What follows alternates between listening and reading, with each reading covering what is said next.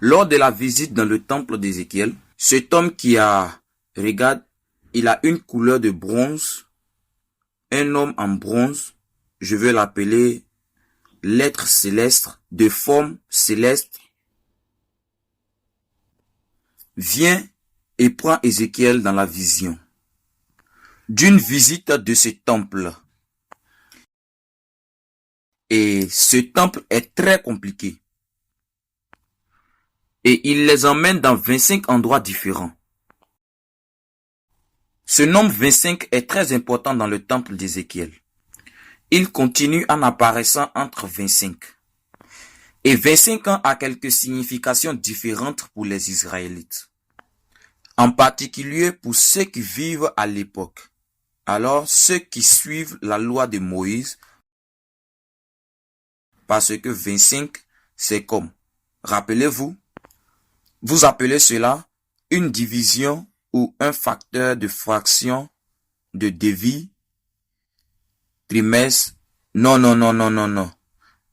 C'est un multiple. Ça fait 50.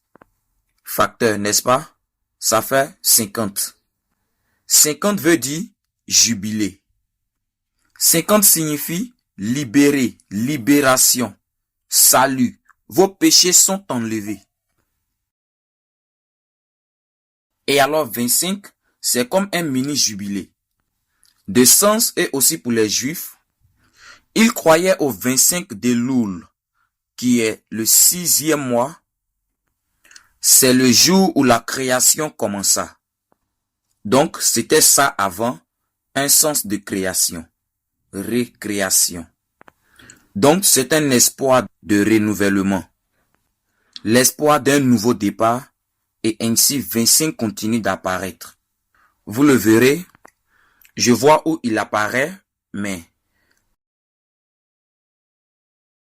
ce qui suit est l'ordre du prophète Ézéchiel. Il a ordonné que le prophète Ézéchiel ait visité le temple, alors qu'il était guidé par un homme dont l'apparence était semblable à celle du bronze. Le mur du côté du temple tout autour. D'accord? Maintenant, nous allons arriver à cette carte. D'accord? C'est une carte plus jolie, diagramme, et voici le temple. Tu vois? C'est une rivière qui coule. Peux-tu voir cette marque blanche? D'accord? Tu vois les entrées? 1, 2, 3. D'accord? 3 entrées ici. Ce sont les entrées extérieures du parvis extérieur. Et puis, il y a ceci. Est-ce la cour intérieure? Es-tu avec moi? C'est la cour extérieure. Et donc, l'entrée de la cour extérieure est à la porte de la cour extérieure. Et ce sont les portes du parvis intérieur. Et dans le centre, à l'intérieur, est le sanctuaire, qui est le saint des saints. D'accord? Parce que j'espère que tu te souviens un peu de la structure du tabernacle. C'est similaire à ça. D'accord? Mais nous allons regarder ce schéma. Il devrait également être imprimé dans vos notes. Et bien que ce soit en coréen. Voyez ce côté. Ce sont les noms. Vous voyez les chiffres ici. Et cela, c'est l'ordre de visite des 25 places. Donc, d'abord, tu vois ici le numéro 1, juste ici. C'est le numéro 1.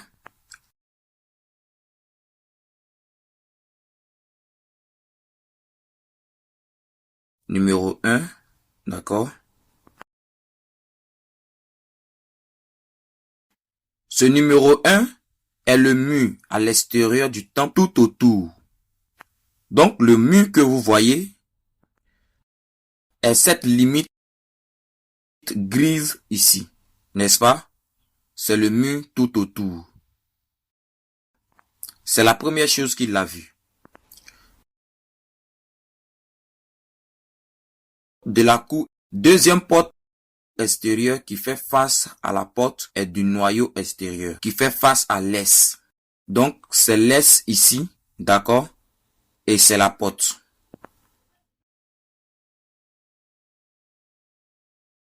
D'accord? Maintenant, la porte ressemble à ça dans son ensemble. Cette structure juste ici qui s'appelle la porte. Tout ça. D'accord? C'est la porte. C'est le numéro 2. Troisième cour extérieure et un trottoir. La cour extérieure et le trottoir. Donc, vous voyez,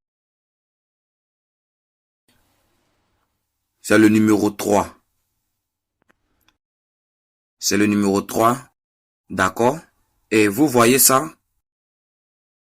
comme une sorte de brique dessinée ici tout autour. C'est le trottoir. Ça s'appelle le trottoir. D'accord? Et voici la carte extérieure. Juste ici. Cette partie. D'accord?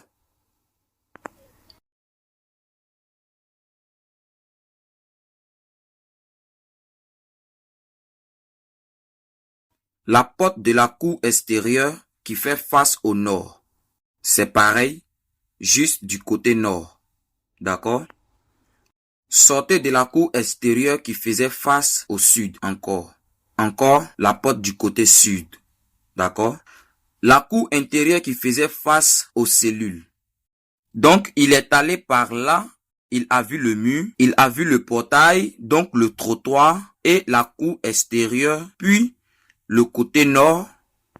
Tout d'un coup, il est descendu ici et a vu la porte du sud, puis la porte de la cour intérieure. La porte du côté sud de la cour intérieure qui faisait face à l'est. Donc, il est allé d'ici vers l'est, d'accord, l'est, et puis probablement le nord est le prochain, n'est-ce pas? Portail de la cour intérieure qui faisait face au nord.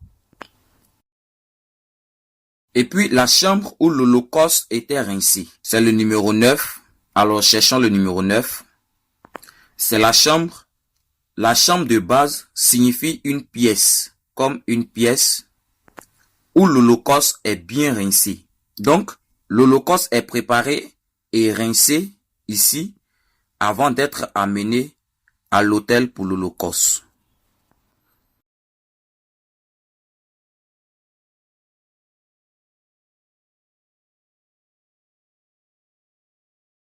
Chambre pour les prêtres qui changent sans cesse et la chambre pour les prêtres qui gardent la charge de l'autel. Numéro 10. Donc, c'est une chambre pour des prêtres au porche du temple. D'accord?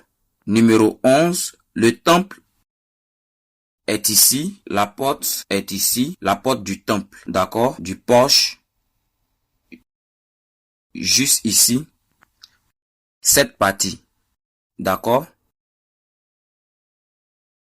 Numéro 12. Le sanctuaire qui est également connu sous le nom de nef et le lieu très saint.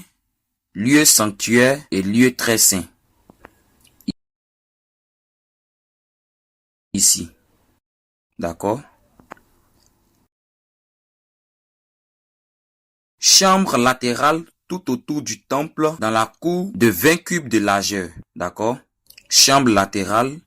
Les chambres latérales sont ici. Ce sont les chambres latérales ici. Ici. D'accord? Les chambres latérales. Les chambres latérales font référence au sanctuaire, au lieu très saint. Quand il est écrit temple, fait référence au sanctuaire, au lieu très saint. Et les chambres latérales sont de ce côté. Sur cette photo, vous voyez cette zone et cette zone à côté. Le lieu le plus saint sont des chambres à des fins différents. 14. Zones distinctes vers l'ouest. Et le côté et la taille du temple, laissez-moi voir un instant.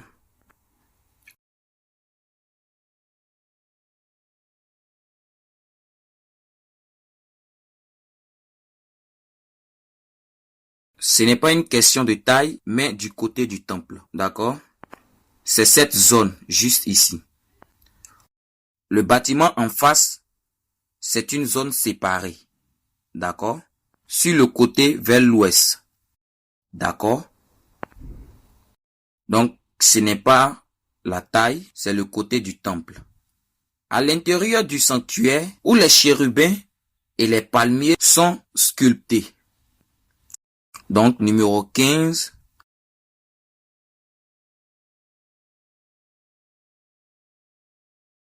À l'intérieur du sanctuaire. D'accord?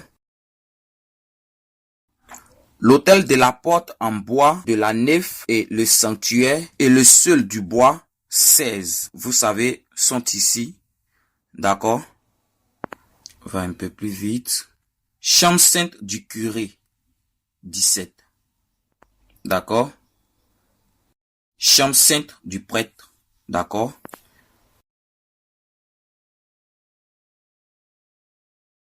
Mesure du mur autour du temple. Alors maintenant, il commence à mesurer. La mesure du mur autour du temple. D'accord? C'est le numéro 18. Juste ici, mesure. D'accord? 19 portes. 19 portes orientées vers l'est. La cour intérieure, hôtel des holocaustes. D'accord? Donc, j'en ai vu 19 ici. Porte extérieure du sanctuaire qui fait face à l'est et la porte extérieure de la cour du sanctuaire, d'accord, qui est là en face, juste ici. Porte extérieure du sanctuaire, notre porte du sanctuaire.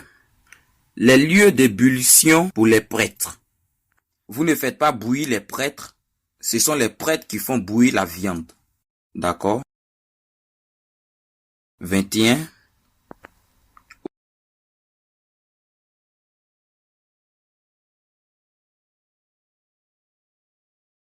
Où est 21?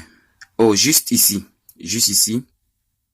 Vous voyez, dans le coin inférieur gauche, c'est à peu près le lieu d'ébullition, la cuisine pour le sacrifice des personnes. Encore une fois, vous ne sacrifiez pas les gens. Nous n'avons pas abordé ce sujet, mais le jour des expiations, le prêtre tue un taureau et le sacrifie d'abord pour lui et sa famille. Parce qu'il a besoin d'être lavé de ses péchés avant de pouvoir servir de médiateur pour le peuple. Et puis, après avoir tué le veau ou la chèvre pour le peuple, il doit donc faire un sacrifice pour lui-même. Et puis, il doit se sacrifier pour le peuple. Donc, c'est pour ça qu'il y en a deux différents. D'accord? La porte extérieure qui fait face à l'est.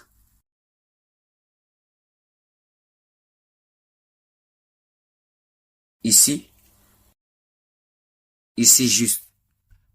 D'accord? Je sais que vous pouvez tous le trouver vous-même. Mais si vous êtes comme moi, vous ne le trouverez jamais. À moins que nous le faisons ensemble. Et enfin, 25 rives du fleuve qui sont formées par la montée des eaux venant de dessous du seuil de la maison. Donc, c'est la rivière, les rives de la rivière. D'accord? C'est la dernière chose qui a été montrée par les hommes avec l'apparition du bronze. D'accord? Caractéristique notable lors de la visite du temple d'Ézéchiel. Le tout premier endroit à visiter était le mur à l'extérieur du temple, autour. Et voici, il y avait un mur à l'extérieur du temple, tout autour et à l'intérieur. La main de l'homme était un bâton de mesure de 6 coudées. Donc, chacune était une coudée et une respiration manuelle. Je pense que nous allons en parler maintenant. Qu'est-ce qu'une coudée et qu'est-ce qu'un souffle de main et qu'est-ce qu'un tige? Alors il a mesuré l'épaisseur du mur avec une tige et la hauteur avec une tige. D'accord? Ici, c'est une coudée. C'est 6 souffles de la main. Qu'est-ce qu'un souffle de main? Ici, c'est le souffle de main. D'accord? Et la mesure moyenne est de 7,6 cm. D'accord?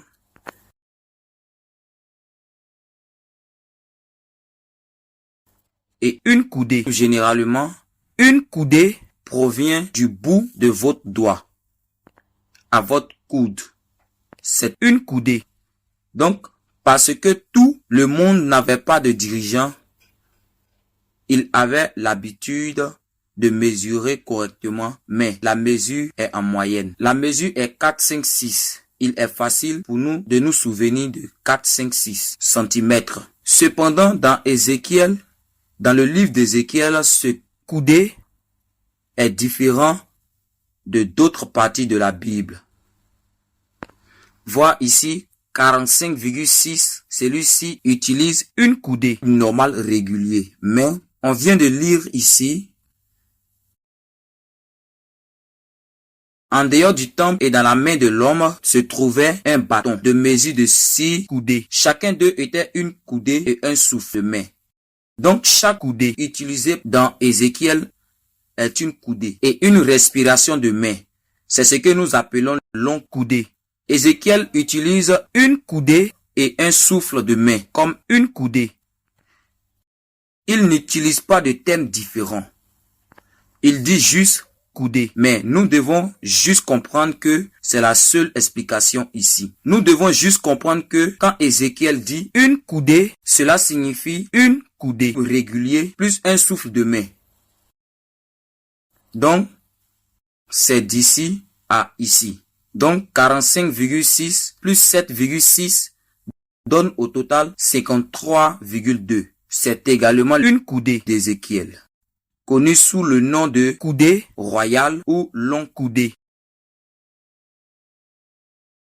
Ce temple céleste a besoin d'une mesure spéciale. C'est différent des mesures terrestres. Ces normes sont différentes. C'est ce que ça veut dire.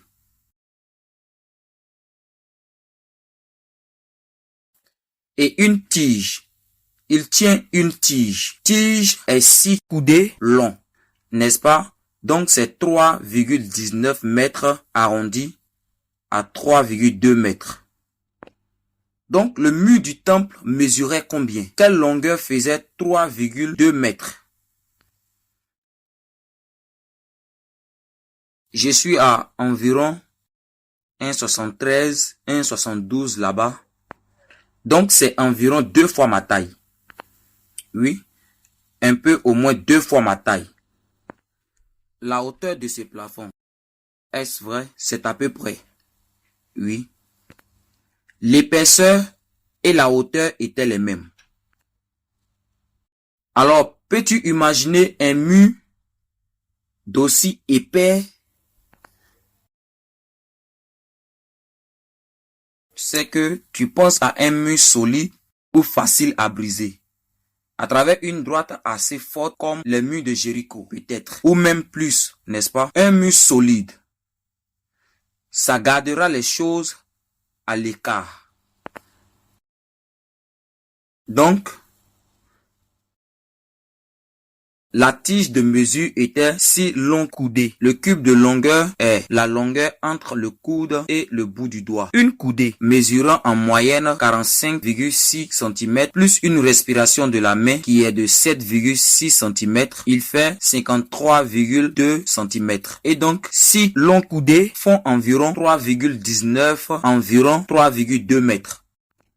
Le mur avait 3,2 mètres d'épaisseur et 3,2 mètres de hauteur. Et c'est une solide sécurité. Forme de carré ou de cube, presque, mais long. Le mur protégeait la sainteté de Dieu, en empêchant les profanes d'entrer. Nous avons besoin de la bénédiction de ce mur dans notre vie. Le mur du feu sacré de Dieu. Le mur de la protection de Dieu pour que les profanes du monde n'entrent pas. Souvenez-vous, quand chaque fois Dieu construit quelque chose, il s'assure que le mur soit solide. Quand il demandait à Noé de construire l'arche, qu'a-t-il dit pour construire tout l'intérieur et l'extérieur? Le poids est fabriqué à partir de la sève d'un arbre. Et donc, ça représente le sang de Jésus. Jésus est l'arbre de vie. La sève, le liquide qui en sort est le sang. Nous devons nous couvrir. Nous devons être couverts du sang de Jésus-Christ à l'intérieur et à l'extérieur pour que les eaux sales du monde ne puissent pas s'infiltrer. Car une fois qu'il commencera à couler dans le navire, il coulera. Notre vie de foi va sombrer. Et nous devons donc être couverts du sang de Jésus-Christ. Dans le temple d'Ézéchiel, cette version est le mur épais, impossible de pénétrer. Le dernier endroit à visiter était la rive de la rivière. Ézéchiel 47, verset 6, il m'a dit, « Fils d'homme, as-tu vu cela? » Alors il m'a emmené au bord de la rivière. La rivière est l'eau de la vie. 47, verset 9, il arrivera que tout être vivant qui pullule partout où passe la rivière est la vie. Et il y aura de très nombreux poissons pour ces eaux qui vont, et les autres deviendront fraîches. Et ainsi, tout vivra là où va la rivière. Donc, c'est l'eau de la vie. Et à quoi penses-tu que ça fait référence? J'ai oublié de dire ça avant de commencer les études, mais je l'ai dit la dernière fois. Chaque fois que nous étudions la Bible, en particulier le temple, on a beaucoup parlé de temple la dernière fois, mais surtout du premier temple qui faisait référence et désignait Jésus-Christ, le Messie. Donc, même si je n'explique pas pour l'instant, tous les endroits que nous visitons ou qu'Ézéchiel a visités et toutes les différentes parties ont toutes une sorte de signification pour préfigurer les différentes parties de Jésus-Christ dans différents aspects de Jésus. C'est le premier, parce que Jésus est venu et il a dit, je suis le vrai temple. Tous ces temples sont des ombres de Jésus. D'accord? Et puis, allons plus loin. L'apôtre Paul a dit dans 1 Corinthiens chapitre 3 verset 16 et chapitre 6 verset 19, notre corps est le temple du Saint-Esprit. Donc, nous devons devenir ce temple dont nous avons besoin. C'est comme un modèle pour nous, un modèle spirituel. Ou un modèle pour nous tel que nous sommes construits ensemble comme une église dans le royaume de Dieu. Temple de Dieu, mais individuellement aussi. Nous sommes formés, nous grandissons pour devenir le temple de Dieu. Et donc, pourquoi avons-nous besoin d'avoir ce mur? Pour protéger et empêcher les profanes d'entrer. Mais quelque chose se passe ici.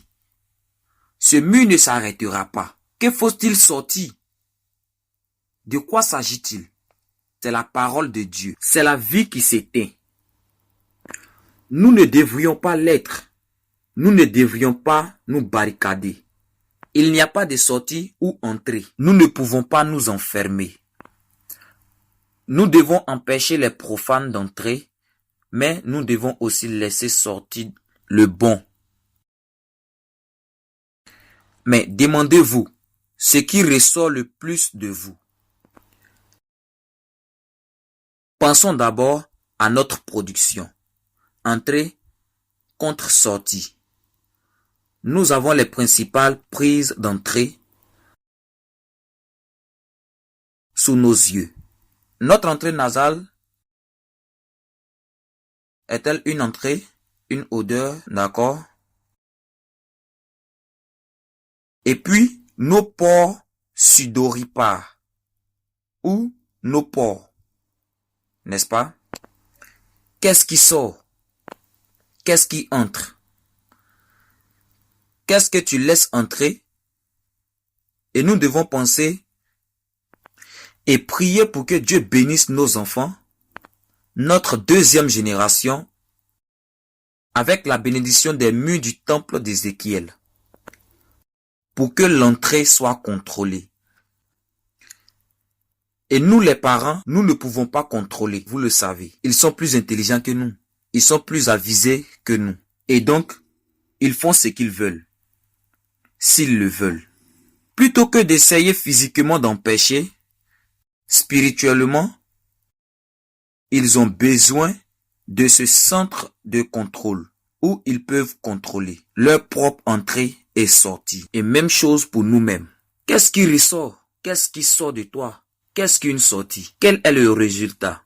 Quel est le résultat? Quel est le résultat habituel? Nos mots, notre visage, nos expressions faciales, notre ambiance, notre odeur. Et ne parlons pas d'odeur là, mais plutôt de ce que nous disons.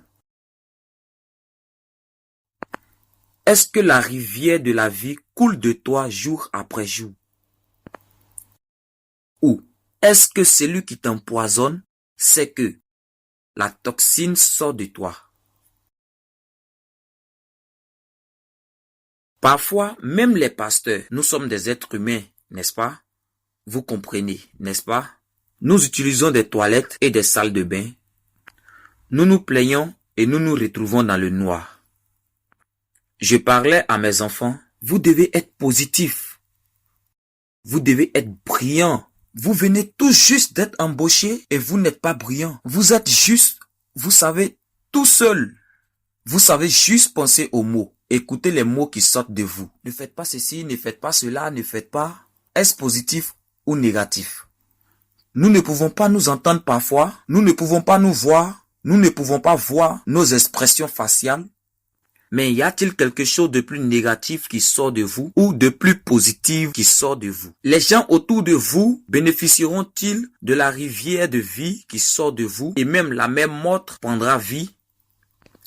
Les poissons qui étaient morts dans la mer morte reviendront à la vie. Les cœurs et les vies des gens deviendront-ils vivants et s'animeront-ils parce qu'ils bénéficieront du fleuve de vie qui coule de vous? Jésus a dit, ceux qui croient en moi et qui viennent écouter et recevoir ma parole auront la rivière de vie, l'eau de vie qui coulera de leur ventre. Jean chapitre 7, versets 37 et 39. Donc, le temple d'Ézéchiel nous montre que les murs empêcheront les profanes d'entrer, mais la rivière de la vie sort pour donner vie. Puissions-nous devenir ce temple? Dans Apocalypse 22, versets 1 et 2, alors il m'a montré une rivière d'eau de vie claire comme une cristal, provenant du trône de Dieu et de l'agneau et au milieu de la rue. De chaque côté de la rivière se trouvait l'arbre de vie portant 12 sortes de fruits, donnant ses fruits chaque mois, et les feuilles de l'arbre étaient destinées à la guérison des nations. Jésus nous a apporté cette eau de vie, mentionné déjà la dernière fois, et cette fois Jésus dit à la Samaritaine, celui qui boira de l'eau que je lui donnerai n'aura jamais soif. Et j'ai mentionné plus tôt Jean chapitre 7 verset 37, 39 et 39 dit que l'eau, Jésus fait référence au Saint-Esprit. L'eau vive a commencé à partir du sanctuaire du lieu saint. Nous ne pouvons pas produire cette eau vive. Il doit s'agir du trône de Dieu qui se trouve au centre du temple et qui produit l'eau vive. Puis il m'a ramené à la porte de la maison et voici, l'eau coulait du dessous du seuil de la maison vers l'est, pour la maison tournée vers l'est. Et l'eau coulait par en dessous, du côté droit de la maison, depuis le sud de l'autel. D'accord? Donc, côté droit de la maison. C'est pour ça qu'on voit un peu vers le côté droit de la maison. Vers le côté droit. Nous en parlerons demain, mais ce côté droit de la maison, juste ici, est supposé, selon la conception du tabernacle. Qu'est-ce qui est censé être là?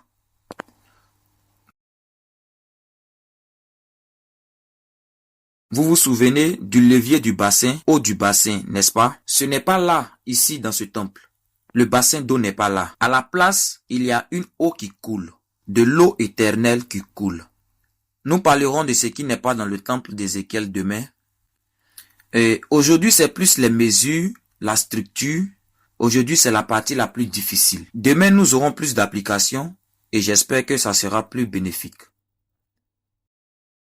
Apocalypse 22, verset 1 déclare, le fleuve de la vie, clair comme le cristal, venant du trône de Dieu et de l'agneau.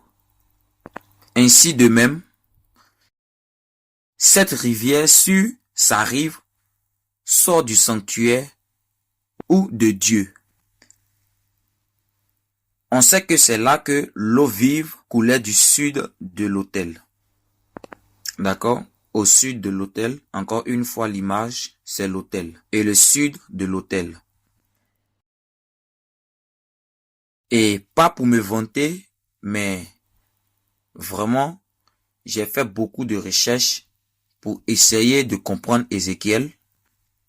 Et je n'arrive toujours pas à comprendre. Mais je n'ai pas vu dans tous les livres théologiques et atlas et différents graphiques, je n'ai pas vu de carte ou une description du temple d'Ézéchiel aussi détaillée que celle-ci.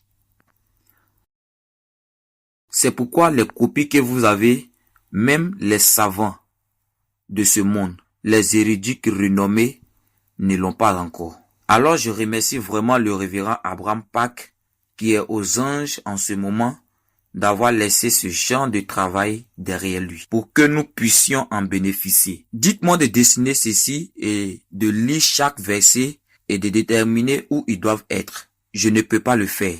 Je suis sûr que la plupart d'entre vous ne peuvent pas faire ça non plus. Mais j'apprécie vraiment. Et donc, ça vaut la peine d'y aller, même si c'est monotone. Et je sais que vous vous demandez peut-être quel est le sens de cela. Parfois, il suffit de le parcourir, même si nous n'y voyons pas beaucoup de sens, car c'est dans la Bible.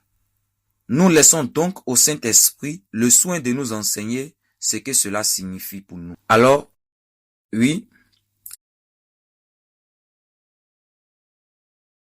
c'est ça, on en parlera si on a le temps. Mais en réalité, cela découle de cette origine. Ça coule à flot. C'est comme un filet. Mais ensuite, cela devient de plus en plus profond et devient une rivière qui coule, continue de couler jusqu'en bas, selon les Écritures, jusqu'à la mer et se déverse dans la mer morte. Et tout ce qu'elle touche prend vie. La mer morte est, en ce moment, aucun être vivant ne peut vivre dans la mer morte parce que c'est trop salé, n'est-ce pas? C'est mort. C'est la mer morte. Mais ça reprend vie, ça devient l'eau douce. Les poissons et les êtres vivants peuvent y vivre.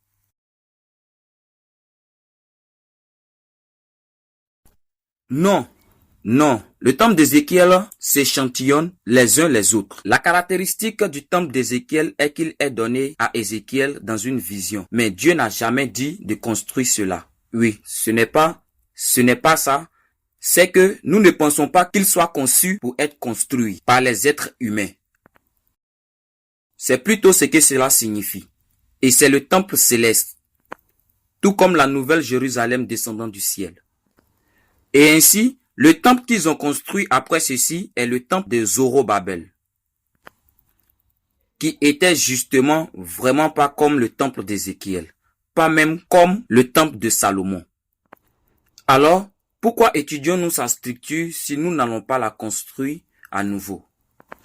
La signification spirituelle est là. Et pour la mesure des années, calcul des années et l'introduction de Dieu appelant Ézéchiel. Et donc, nous n'avons pas le temps de parcourir tout ça. Mais j'ai fait ces études dans notre église et vous pouvez venir sur notre site YouTube pour les revoir et écouter ces leçons si vous êtes curieux. Ici, l'autel est Misbéta en hébreu, indiquant l'autel des holocaustes. Ce lieu où sont sacrifiées les offrandes représente la croix de Jésus-Christ, d'où l'évangile de la croix tachée de sang. La parole de la croix expiatoire est l'eau vive qui fait vivre le monde, semblable à la mer morte. Jésus est le temple. Jésus a dit, je suis le temple. n'est-ce pas? Et qu'est-ce qui a coulé de lui? Le sang a coulé de Jésus sur la croix. Ce qui devient l'eau vive qui continue de couler, n'est-ce pas? C'est le sang de Jésus qui coule en vous aujourd'hui, dans votre église. Il est vivant dans votre maison. C'est ce qui donne de l'eau et même la vie à la même motte. Nous sommes la même motte. Notre vie. Le caractère unique du temple d'Ézéchiel, l'autel de l'Holocauste est au centre. Rappelez-vous de la structure du tabernacle. L'autel de l'Holocauste n'était pas au centre. Souvenez-vous que c'était comme ça, et puis ceci, et puis l'autel de l'Holocauste était ici. N'est-ce pas? Mais regardez le temple d'Ézéchiel. L'autel pour l'Holocauste est juste au centre. N'est-ce pas? Et c'est un carré. Savez-vous qu'est-ce qui est carré? Le tabernacle n'était pas carré. D'accord? La Nouvelle Jérusalem est carrée. Et dans le tabernacle, le Saint des Saints est carré. Donc le carré, c'est comme s'il avait une signification de l'endroit où est Dieu. Dieu est juste un carré. Même côté de mesure. Vous savez, les quatre côtés ont la même mesure égale. Ce qui signifie que Dieu est juste en tout de différentes manières. Dieu est carré et sa présence est toujours dans le Saint des Saints. La place où se trouvent les quatre mêmes sites. D'accord? Dans le temple d'Ézéchiel à Jérusalem, dans la Nouvelle Jérusalem, cela représente le lieu tout entier. C'est comme le lieu le plus saint. Tout le lieu est l'endroit où se trouve Dieu. Et juste au centre se trouve l'autel pour les holocaustes, qui représente la croix. Au centre du temple céleste se trouve la croix. Au centre de notre temple, nous-mêmes devons être la croix. Sinon, nous ne pouvons pas y entrer. Nous ne pouvons pas devenir ce temple céleste. C'est pour nous dire que le centre du royaume de Dieu et le centre de notre vie doit être la croix. Amen. Pas vraiment. Pas vraiment. Non. Je ne vais pas te forcer à dire Amen. Mais Amen veut dire que je suis d'accord. Amen, que cela soit ainsi. L'eau vive est liée à la restauration du jardin d'Éden. L'eau qui coule du sanctuaire nous rappelle la rivière qui coulait hors d'Éden. Et de là, c'est divisé pour devenir 4 fleuves. Genèse chapitre 2, versets 10 à 14. Il n'y a pas 4 rivières dans le jardin d'Éden, c'était une rivière dans le jardin d'Éden qui est sortie pour devenir 4 rivières. D'accord? Il y a une histoire de fond dans les écrits juifs et la tradition selon laquelle Adam, quand il a été expulsé du jardin d'Éden, il a sauté dans l'une des 4 rivières et il croyait que c'était le premier baptême. Pourquoi le ferais-tu si tu étais Adam? Et cela continue à expliquer pourquoi. Mais laisse-moi te demander, toi d'abord, si tu étais Adam, tu as été expulsé du jardin d'Éden. C'est verrouillé, tu ne peux jamais y retourner. Pourquoi sauterais-tu dans cette rivière qui coule du jardin d'Éden? Repentance, lavage. Je suis sûr que si j'étais Adam, je serais terrifié à l'idée que je ne peux jamais retourner à cette vie magnifique et impressionnante où Dieu m'a tellement béni. Là-bas, je ne vieillissais pas. Dès ma sortie, dès que je suis sorti, je l'ai rencontré en devenant ridé. Et j'ai l'impression, je ne sais pas, comme si tu es assez vieux. Mais te souviens-tu d'avoir regardé Superman? Pas l'homme d'acier. Pas celui-là. Le vieux avec Christopher Reeve. Laisse-moi voir quel âge tu as si tu as regardé la série Superman. Oui, Dieu vous bénisse. Je pense que c'est dans le nouveau L'Homme d'acier aussi. Je n'ai pas regardé celui-là parce que, tu sais, de toute façon, dans cette histoire, Superman abandonne ses pouvoirs pour la femme, pour Lois, n'est-ce pas?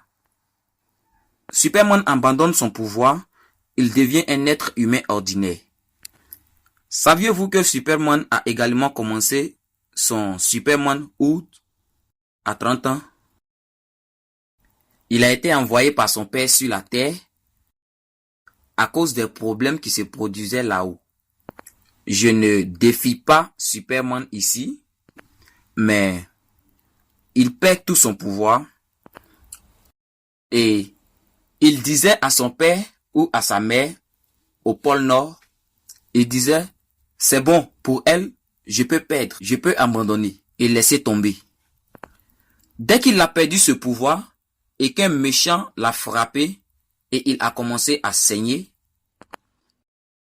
peux-tu imaginer que je me suis dit, waouh, pourquoi a-t-il abandonné? Peux-tu imaginer la différence avant et après? Je pense que lorsque Adam a été expulsé du jardin d'Éden, il a ressenti tout de suite la différence. Il a ressenti la différence. Il a probablement senti son corps plus lourd. Son dos commençait à faire mal. N'est-ce pas? Ses pertes de mémoire commencent à se produire. Tu sais, toutes ces choses, après les effets de la chute du péché, il voulait probablement y retourner tellement et il a probablement vu la rivière sortir. Je ne dis pas que les traditions des écrits juifs sont toutes vraies. Mais je pense juste que si j'étais dans cette situation, je ferais la même chose. Cette rivière qui sort du jardin, n'est-ce pas?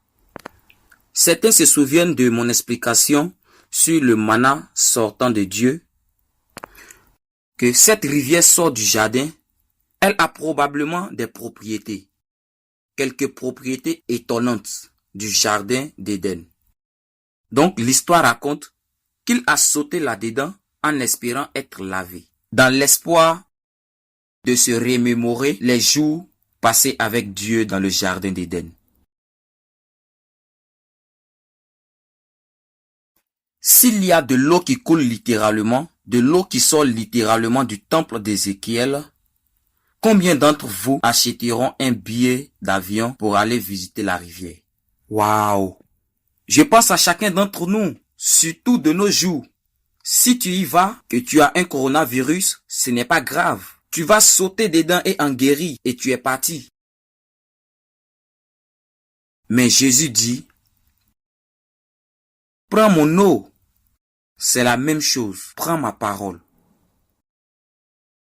Jean 19, 23.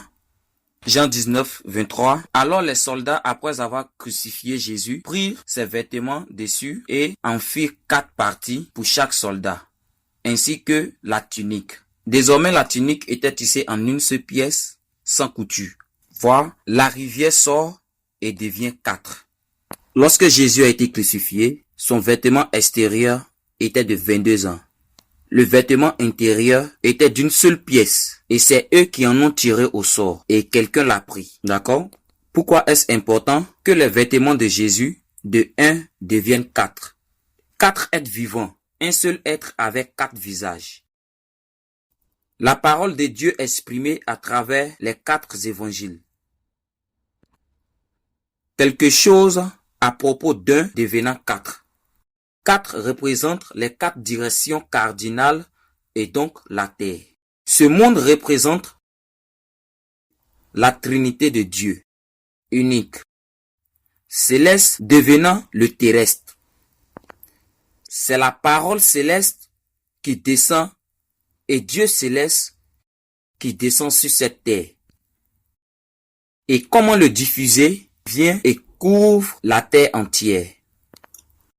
On suppose que qui sortait du jardin d'Éden est devenu 4 et a arrosé toute la terre. Et ce sont les 4 évangiles et la parole de Dieu. L'évangile vivant de la croix, à commencer par Jésus, le vrai temple, ce flux partait de l'étable de Bethléem, de Juda, traversera à travers Jérusalem et Samarie et atteindra finalement toutes les nations, même aux extrémités les plus reculées de la terre, vers la consommation de l'histoire rédemptrice. Michée chapitre 5 verset 2. Mais quant à toi Bethléem Ephrata, tu es trop petite pour être parmi les clans de Juda. De toi, un seul sortira pour moi, pour être le chef d'Israël. Il s'en va.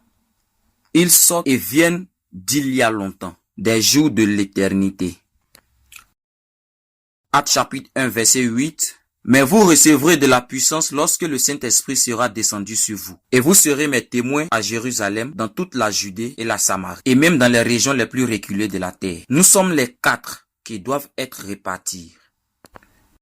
Mais à la fin, il viendra. C'est lui qui viendra et nous devons nous rassembler auprès de lui.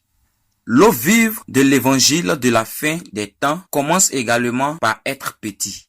Rappelez-vous dans Apocalypse chapitre 10, le petit livre. Jésus est venu comme un petit agneau. Mais cela coulera dans le reste du monde. Ézéchiel chapitre 47 verset 2. Il m'a fait sortir de la porte nord et m'a fait contourner par l'extérieur jusqu'à la porte extérieure, en passant par la porte qui fait face à l'est, et voici, l'eau coulait du côté sud. Voyez, le ruissellement signifie en hébreu, ce qui implique que le mouvement du mot commence petit comme des gouttes qui coulent. Votre église ou vos efforts pourraient être petits. Cela pourrait commencer modestement. Mais quand le Saint-Esprit inspire cette parole et nous inspire, avant que nous nous en rendions compte, cela deviendra un grand fleuve qui couvrira toute la terre. Et donc, n'aie pas peur. Même si tu es faible, même si tu n'as pas autant de ressources, tu n'es pas populaire. Tant que tu proclames la parole de Jésus, ça va couler. Mais après, il sortira et deviendra vie à de nombreuses personnes. Et donnera vie à de nombreuses personnes. Apocalypse chapitre 10 verset 10 jusqu'à 11. Je sors le petit livre de la main de l'ange et je le mange dans ma bouche. C'était doux comme du miel. Et quand je l'avais mangé, mon estomac était devenu amer.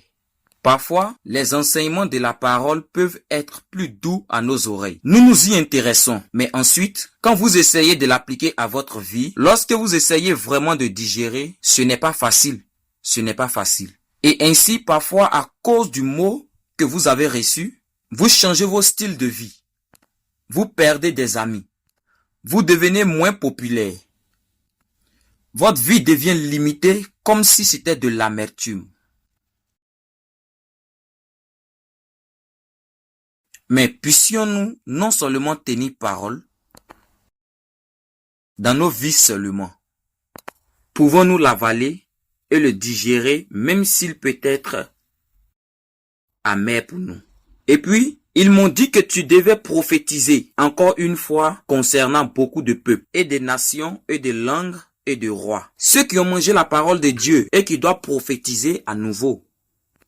Et dans Apocalypse, cela continue dans Apocalypse chapitre 11.